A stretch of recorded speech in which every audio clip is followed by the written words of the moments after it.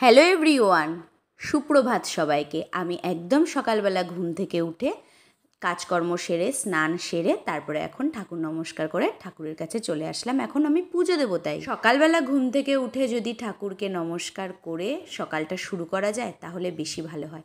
আমি যখন ঘুম থেকে উঠি একদম ঘুম থেকে উঠে একবার নমস্কার করি, তারপরে স্নান সেরে এসে ওই 8টা সাড়ে 8টার মধ্যে আমার স্নান হয়ে যায়। তারপরে হচ্ছে ঠাকুর নমস্কার করে তারপরে ঠাকুরের কাছে আমার গোপুসোনাকে তুললাম। আর ও তো উঠতেই চায় না ঘুম থেকে, ওকে তুলে নিয়ে একটু আদর করে তারপরে ওর সাথে কথা বলে তারপরে ওকে ঘুম থেকে তুলে তারপরে হচ্ছে জামা টামা এখন ওকে চেঞ্জ করিয়ে দেবো, ফুল তুলে নিয়ে আসবো। তারপরে পুজো দেওয়া কমপ্লিট হলে তোমাদেরকে সব কিছু দেখাবো।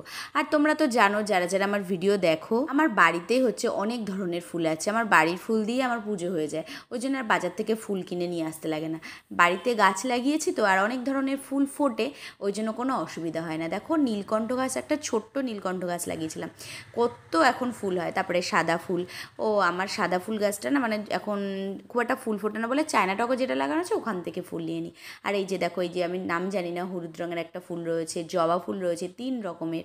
আর এই জবাটা এত সুন্দর লাগে, ওই জন্য তোমাদেরকে একটু দেখালাম। আর আমি বসে বসে একটু ছবিও তুলে নিই। তারপরে হচ্ছে আমি ফুলগুলো সুন্দর করে তুলে নিলাম, তুলসী পাতা তুলে নিয়ে আসলাম।